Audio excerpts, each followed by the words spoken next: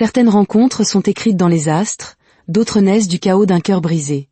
L'histoire que nous allons vous conter aujourd'hui est celle d'un destin forgé dans la trahison, la solitude et une nuit, une seule, qui changera tout à jamais. Chloé resta figée sur le seuil de son petit appartement d'étudiante. C'était censé être une visite surprise. Elle venait de terminer la soutenance de son mémoire de fin d'études, le dernier obstacle avant l'obtention de son diplôme, et elle était euphorique. Si euphorique qu'elle n'avait même pas pris le temps de se changer, portant encore sa tenue de présentation, un tailleur sobre, noir et blanc. Son plan était simple, retrouver Julien, son fiancé, et célébrer autour d'un bon dîner, en parlant de leur mariage imminent. Le grand jour était prévu dans quelques mois. Les familles avaient déjà commencé les préparatifs. Elle avait même choisi les couleurs pour les robes de ses demoiselles d'honneur. Mais là, debout dans l'encadrement de la porte, Chloé sentit le sol se dérober sous ses pieds. Dans le salon, Julien était assis. Et juste à côté de lui, blotti contre son flanc, la tête sur son épaule, se trouvait Manon. Sa meilleure amie. Sa témoin de mariage. L'air était vicié, les rideaux tirés. Une bouteille de vin à moitié vide trônait sur la table basse. Manon portait l'un des t-shirts de Julien, si ample qu'elle semblait avoir dormi avec. La main de Julien reposait encore sur sa cuisse nue. Chloé n'avait pas besoin d'explication. Elle venait de surprendre les conséquences d'une trahison. Ses doigts se crispèrent autour du dossier qu'elle tenait encore. Les yeux de Julien s'écarquillèrent en la voyant. « Chloé !» Manon sursauta, se redressant d'un coup. « Tu ne m'avais pas dit qu'elle rentrait maintenant. » Cette simple phrase suffit.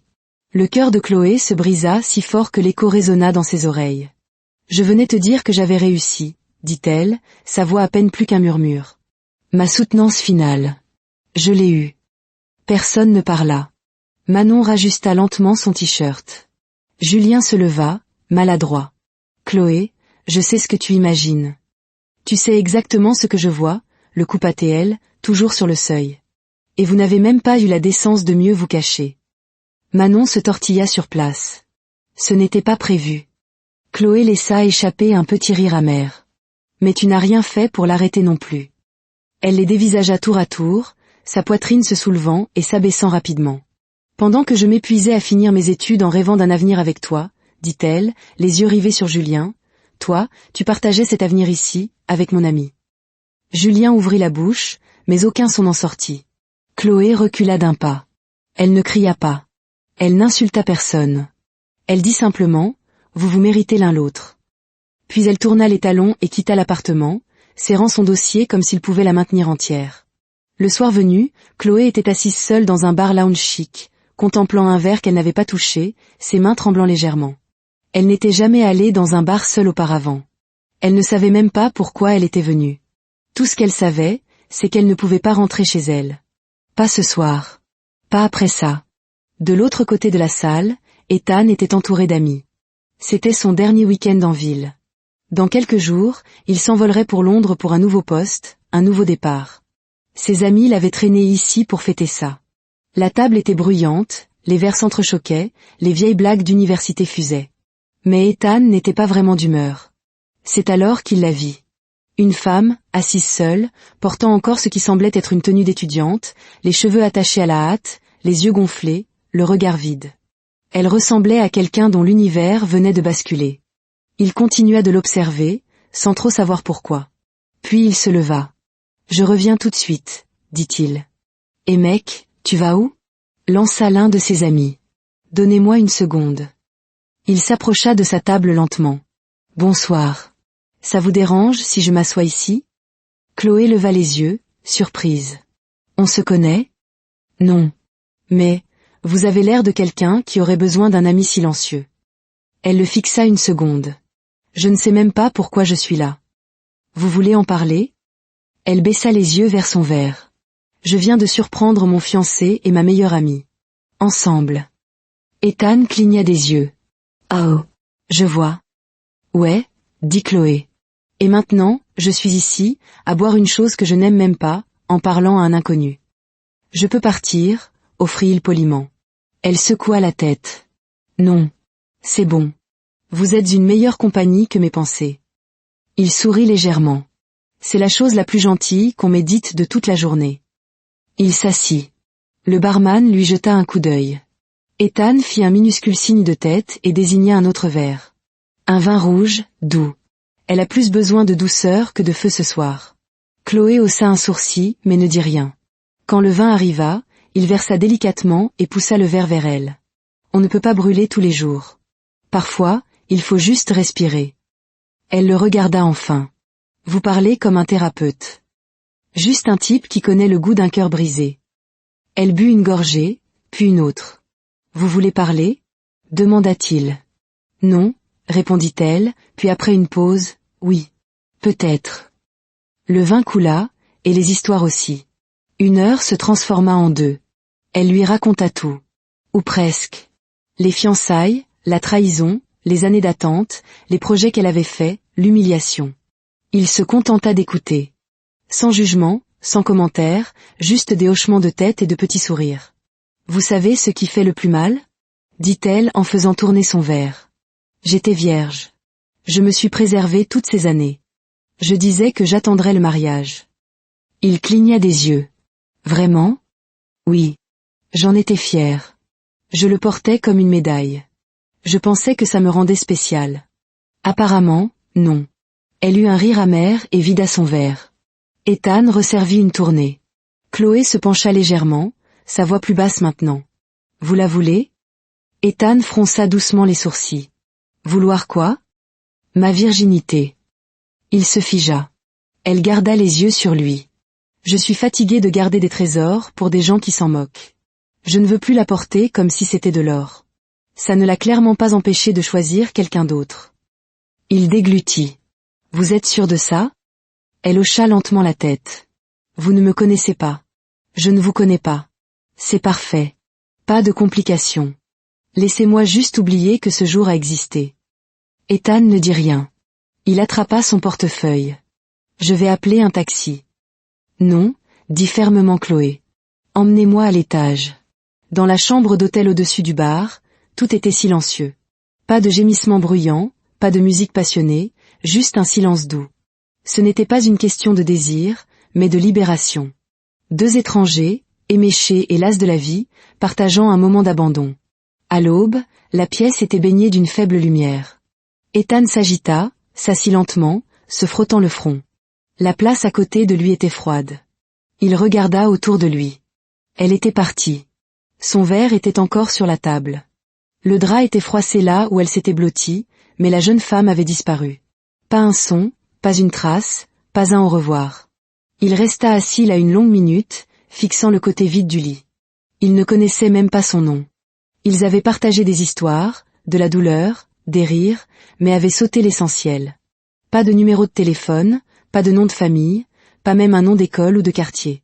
Rien. Juste un souvenir. Et pour la première fois depuis longtemps, il ressentit un étrange vide. Il regarda une dernière fois autour de lui, comme s'il s'attendait à un mot, un murmure, un signe. Rien. Il soupira, puis se laissa retomber en arrière, le regard fixé sur le plafond. Quoi que cette nuit ait été, c'était terminé. Du moins, c'est ce qu'il pensait. Mais 3 mois plus tard, le corps de Chloé lui rappellerait cette nuit, et le destin se chargerait de la lui rappeler à lui. Chloé retourna à sa résidence universitaire juste avant l'aube, marchant lentement comme quelqu'un qui revient d'une mauvaise décision. La culpabilité l'attendait déjà dans la pièce. Elle s'assit sur son lit et fixa le mur comme s'il avait des réponses. Son cœur était encore endolori par la trahison de Julien et Manon. Mais maintenant, il y avait ça. Elle avait couché avec un homme qu'elle ne connaissait même pas. Elle s'effondra, le visage dans les mains. À quoi tu pensais, Chloé ? Comment le chagrin peut-il te faire perdre la tête à ce point ? Elle aurait voulu remonter le temps, reprendre le vin, les larmes, la décision. Mais elle ne le pouvait pas. Elle resta assise dans cette culpabilité un moment, la laissa s'imprégner. Puis elle se leva, expira et murmura, il faut aller de l'avant. Le vrai drame commença 4 semaines plus tard, lorsque Chloé constata un retard de règles. Au début, elle ne paniqua pas. Le stress, les hormones. Jusqu'à ce qu'1 mois devienne 2. Puis les nausées se joignirent à la fête. Un matin, elle se tenait dans la salle de bain avec 3 tests de grossesse alignés comme des accusés. Chacun la fixait avec 2 lignes roses bien nettes. Elle s'assit sur le sol, silencieuse. Puis elle hurla. Pas un cri de peur, mais ce cri lent et douloureux de celle qui vient de comprendre qu'elle a ruiné sa vie. Quand ses parents la prirent, ce fut le chaos. Sa mère se mit à crier dans le jardin, invoquant le ciel. Son père fit de nouveau sa valise, sans un mot. C'était sa forme de discipline. Le déménagement silencieux. Cette honte ne peut pas rester sous mon toit. Quand elle arriva chez sa grand-mère, le portail s'ouvrit avant même qu'elle ne frappe. Sa grand-mère se tenait là, lunettes de soleil sur le nez, vêtue comme une reine, sirotant une infusion. Elle toisa Chloé de la tête aux pieds. « Alors, tu amènes le scandale à ma porte. » Les yeux de Chloé s'emplirent de larmes. « Grand-mère, je suis désolée. » Sa grand-mère but une autre gorgée. « Tu as de la chance que j'ai déjà fait cuire du riz. Entre avant que les moustiques ne se joignent à ta honte. » Cette nuit-là, Chloé s'effondra. Elle raconta tout à sa grand-mère. Le cœur brisé, le bar, l'inconnu, le test. Sa grand-mère ne pleura pas. Elle ne sursauta pas. Elle resta assise, les mains croisées, hochant lentement la tête. Après une longue pause, elle dit « Alors va le retrouver. » Chloé cligna des yeux. « Retrouver qui ? » L'homme qui a planté cette nouvelle d'envergure nationale dans ton ventre. Il mérite de savoir qu'il est maintenant père. Ne laisse pas cet enfant grandir et te demander qui est son père, pour que tu pointes le ciel du doigt. Le lendemain matin, sa grand-mère la conduisit elle-même au bar lounge. Perruque impeccable, parfumée. Elle portait même ses plus grosses lunettes. À la réception, ce fut elle qui parla. « Ma petite fille était ici il y a 3 mois avec un homme. Nous voulons juste son nom. Pour le saluer, rien de plus. » La réceptionniste ne s'y a même pas. « Madame, nous ne divulguons pas les informations sur nos clients. C'est notre politique. » La grand-mère se pencha, retira ses lunettes. « Savez-vous qui je suis ? » ?»« Madame, s'il vous plaît. » Chloé la tira doucement en arrière. « Grand-mère, allons-y. » En partant, sa grand-mère marmonna, « Une nuit. 1 million de conséquences. Cette vie est cruelle. » Chloé se concentra sur ses études de droit, comme si sa vie en dépendait. Parce que c'était le cas. Elle marchait la tête haute. Son ventre commença à s'arrondir. Les chuchotements aussi. Elle est enceinte. Qui est le père ? J'ai entendu dire qu'il est à l'étranger. J'ai entendu dire qu'il est imaginaire. Un après-midi, au supermarché, elle entendit une voix familière. Tiens, regarde qui rayonne de scandale. Elle se retourna. Julien. Il regarda son ventre et eut un sourire narquois. Alors, tu as vraiment fini par te faire un enfant par un homme mystère ? Très classe. Chloé sourit. Et toi, tu ouvres encore la bouche en public ? Risqué. J'allais t'épouser. Tu aurais pu tout avoir. Tu allais épouser Manon aussi. Et peut-être même ton égo. Il ricana. Qui est le père ? Je te le dirai quand je découvrirai qui est ton vrai père. Il la fixa. Elle prit son sac de course, s'approcha et murmura, « Retourne à ton insignifiance. Ça te va si bien. » Puis elle sortit comme si le magasin lui appartenait. 5 ans s'étaient écoulés depuis que la vie de Chloé avait basculé. Et maintenant, debout dans son bureau à domicile, vêtue d'un tailleur noir ajusté, tandis qu'un ouragan de 5 ans nommé Mia se pavanait avec des lunettes de soleil surdimensionnées, Chloé pouvait dire avec confiance qu'elle était de retour. Mia était arrivée un mardi pluvieux. De grosses joues, des poumons puissants, une chevelure abondante et une étrange petite tache de naissance foncée sur l'épaule gauche, en forme de point d'interrogation inversé. Les infirmières avaient dit que c'était unique. Chloé l'avait juste fixé en murmurant « Tu portes la marque d'une histoire que même moi, je ne comprends pas. » Après la fac de droit, Chloé avait accepté toutes les affaires qu'elle pouvait trouver. Divorce, drames familiaux, querelles d'héritage. Elle les gagna toutes. Elle bâtit sa réputation, affaire par affaire, jusqu'à ce que ses victoires parlent plus fort que n'importe quel panneau publicitaire. À 28 ans, Chloé était une lionne du barreau. Un jour, Chloé ouvrit ses emails et le vit. Un message. Objet, invitation formelle, poste d'avocate senior au cabinet Beaumont et Associés. C'était l'un des 3 plus grands cabinets d'avocats du pays. Nous avons suivi votre travail. Votre réputation est indéniable. Nous aimerions que vous preniez en charge un litige spécial pour notre cabinet. En cas de succès, un poste d'avocate senior à temps plein vous sera proposé. Chloé lut le message 3 fois, en silence. Sa grand-mère entra. Pourquoi as-tu la bouche ouverte comme un réservoir de générateur ? Chloé tourna l'ordinateur portable vers elle. La grand-mère ajusta ses lunettes, lut lentement, puis cria. Jésus. Ta mère a été embauchée par les riches. Le lendemain matin, Chloé annonça la nouvelle au petit déjeuner. Je commence le nouveau travail la semaine prochaine. La cuillère de Mia s'arrêta en l'air. Mon nouveau papa travaillera là-bas aussi? Chloé s'étouffa avec son thé. Pardon? Je demande, c'est tout. Les grands cabinets doivent avoir de grands papas. Au cabinet, on donna à Chloé un bureau privé, un fauteuil en cuir de première qualité et un dossier client si épais qu'il pouvait servir d'haltère. Sa nouvelle affaire, une bataille d'héritage de plusieurs millions d'euros impliquant l'enfant mystérieux d'un magnate de la technologie.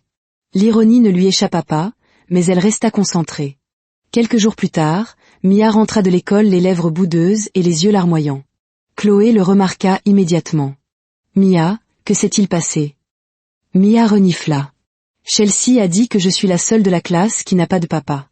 Elle a dit que j'ai peut-être été fabriquée dans un laboratoire. » La poitrine de Chloé se serra. Elle attira Mia contre elle. « Tu n'es pas une expérience scientifique. Tu es mon bébé. La meilleure décision que j'ai jamais prise. Et tu as un papa. Il n'est juste pas encore là. » Le lendemain matin, Chloé accompagna Mia à l'école et demanda poliment à parler à son enseignante. La maîtresse l'accueillit avec un petit sourire. « En fait, j'espérais vous parler aussi. Il y a eu une petite situation hier. Chelsea a fait une remarque sur le fait que Mia n'avait pas de père. Et avant que je puisse intervenir, votre fille s'est levée, calmement, avec une pleine confiance. Qu'a-t-elle dit ? La maîtresse retint un sourire. Elle a dit, « Ma maman est avocate. Si tu me parles encore comme ça, elle fera arrêter toute ta famille, vous enverra en prison et jettera les clés dans l'océan Atlantique. Et va t'occuper de ta dent qui manque. Tu rates toujours tes devoirs même si tu as un papa. » La mâchoire de Chloé tomba légèrement. Elle a dit tout ça ? La maîtresse hocha la tête. Puis elle s'est rassise et a commencé à manger son biscuit comme si de rien n'était. Chloé se racla la gorge, faisant de son mieux pour ne pas rire. En montant dans sa voiture, elle explosa de rire. Les devoirs et l'océan Atlantique. Qui a élevé cet enfant ? Puis elle sourit doucement, pleine de fierté. Mia, petite par la taille, grande par le courage. 6 ans s'étaient écoulés depuis qu'Ethan Kingsley avait quitté le pays pour Londres. Il n'était pas parti à cause d'un chagrin d'amour. Il était parti pour le travail. Pourtant, il y avait une chose qu'il ne pouvait pas oublier. Cette nuit-là. Cette fille. La femme mystérieuse qui était entrée dans sa vie avec des larmes dans les yeux, du feu dans la voix, et qui avait disparu avant le lever du soleil. Il n'avait jamais cessé de penser à elle. Ses amis le taquinaient. Ça fait des années et tu en parles encore. Ethan soupirait. Je ne sais pas. Je me souviens juste qu'elle avait l'air de se briser de l'intérieur, tout en faisant semblant d'aller bien. Cette nuit comptait. Il ne savait juste pas encore pourquoi. Pendant ce temps, Chloé négociait avec sa fille de 5 ans. C'était un jour férié, donc pas d'école. La grand-mère était partie au village et la baby-sitter était malade. Mia, s'il te plaît, ne me fais pas ça. Elles étaient devant la garderie du personnel, au premier étage de son immeuble de bureau. Mia refusait d'entrer. Je ne veux pas rester ici, dit fermement Mia, les mains sur les hanches. Ce garçon là-bas n'arrête pas de pleurer. Il a bavé sur sa propre chaussure, maman. Sur sa chaussure. Et cette autre fille a essayé de manger un crayon de couleur. Un rouge.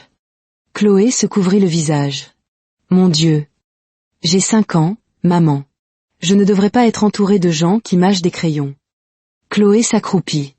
Écoute-moi. Mon tout nouveau patron de Londres commence aujourd'hui. Je dois avoir l'air sérieuse. S'il te plaît, reste ici. Sois sage. Mia plissa les yeux. Seulement s'il y a de la glace.